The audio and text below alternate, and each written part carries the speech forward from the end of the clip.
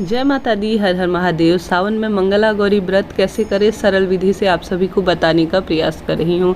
सबसे पहले सामग्री जो है वह देख लीजिए, पूरा विस्तार से वीडियो में ज़रूर बनाऊंगी। ऐसे में सबसे पहले 16 श्रृंगार की सामग्री हर मंगलवार अगर आपसे संभव हो तो वह लाने का प्रयास करें, नहीं तो मात्र 5 भी चढ़ा सकते हैं। माता गौरी, शिव परिवार की कोई मूर्ति इत्यादि हो तो वह ले लीजिए, जैसे मैंने रख रखी है। एक इसमें सबसे इम्पोर्टेंट होता है जो 4 मुखा दीपक हो जाता है, वह 16 बातियों का होता है, वह जला लेना है। सामग्री इस तरह से जो शिव पूजा में काम में आती है वही होती है। माता मंगला गौरी के लिए सुहाग की सामग्री में इत्र, मेहंदी, हल्दी और 16 श्रृंगार की सामग्री उनके लिए चुनरी इत्यादि लेना आवश्यक होता है। मौसमी फल जो भी आपसे बन पड़े, जिस तरह से मैं स्क्रीन पर दिखा रही हूँ, आप वह सारी सामग्री ले सकते हैं। सबसे पहले आप थोड़ा सा जल लेकर अपने हाथों को शुद्ध कर लीजिए।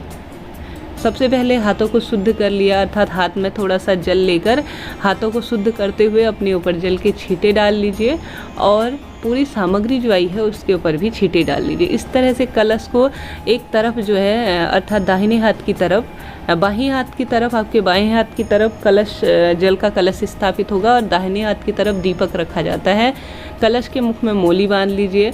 जल के छींटे अपने आप अपने हाथ पर भी दे दीजिए, अपने शरीर पर भी दे दीजिए और दीपक प्रज्वलित सबसे पहले पूजा में किया जाता है। उसके बाद दीपक प्रज्वलित कर रखा है तो उसमें थोड़ा सा अक्षत चावल, अर्थात वह अग्नि देवता के स्वरूप हैं, तो उसमें थोड़ा सा जो है सारी चीज़ें ओम अग्निदेवाय नमः कहते हुए छींटे दिए जाते हैं। उसके बाद जो कलश स्थापना, अर्थात आपने कलश जल का लोटा रखा है, उसमें भी यही प्रक्रिया अपनाई जाती है। सभी देवी देवताओं का आवाहन किया जाएगा कि हे माँ मंगला गौरी, हे मेरे इष्ट देव, हे मेरे पितृदेवों, आज मैं इस व्रत को आरंभ करने जा रही हूँ, मेरी पूजा को सफल बनाइए, मेरी मनोकामना पूर्ण कीजिए। उसके बाद गणेश जी महाराज की, जैसे आप स्क्रीन पर देख रहे हैं, विधि विधान से पूजा की जाती है। उन्हें दुर्वा, जनेऊ, सुपारी इत्यादि समर्पित की जाती है। दक्षिणा के रूप में जो आप समर्पित करना चाहें वह समर्पित कर सकते हैं।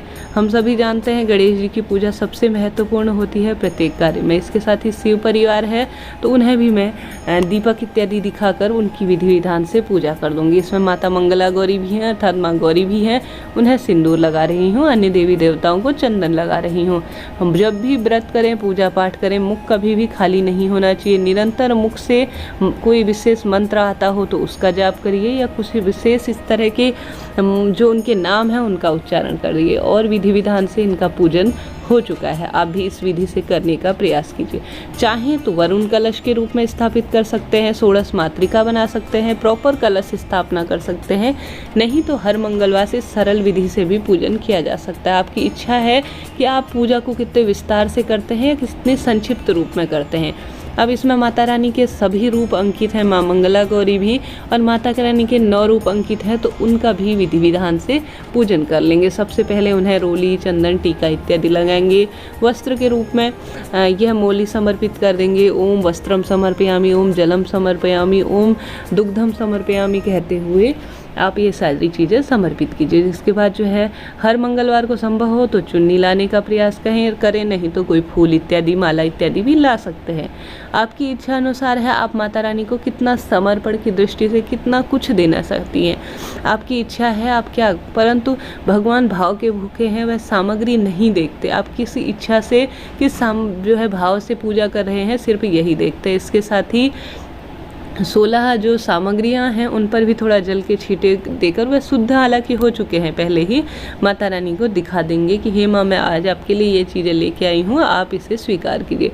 तांबुल फल के रूप में लौंग इलायची जो आपके पास है वह प्रयास कीजिए लाने का। इसके साथ ही सूखे मेवे जो इस समय घर पे मौजूद थे, मैंने माता रानी को भोग लगाने का और सभी देवी देवताओं को भोग स्वीकार करने के लिए आग्रह किया है। जगह छोटी है इसलिए एक ही जगह पे मैं ये सारी चीज़ें रख दे रही हूँ। फल इत्यादि भी लेकर आई हूँ, वह भी गणेश जी महाराज को सबसे पहले भोग के रूप में समर्पित करने के बाद अन्य देवी देवताओं को भी दिखा देंगे। इसके बाद श्री गणेश जी महाराज की पूजा होगी उनके किसी मंत्र या आरती के साथ। उसके बाद सभी देवताओं की, माता रानी की पूजा होगी और इसके साथ ही माँ मंगला गौरी की कथा की जाएगी। इस तरह से जो है यह व्रत किया जाता है, यह पूजन किया जाता है। शाम के समय में आप कुछ मीठा खाकर अपने व्रत को खोल सकते हैं।